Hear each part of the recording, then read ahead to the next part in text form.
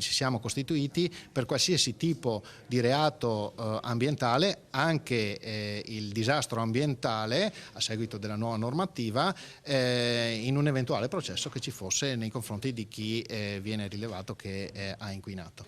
La Giunta regionale del Veneto sul caso dell'inquinamento da PFAS ha deciso di non fare sconti. Il responsabile dovrà pagare il conto che Palazzo Balbi presenterà quando l'indagine verrà chiusa. L'annuncio è stato fatto oggi. Ieri i carabinieri del NOE sono entrati alla Miteni, la ditta di Trissino, sospettata dell'inquinamento della falda acquifera che fornisce acqua a molti comuni, compresi tra le province di Padova, Verona e Vicenza.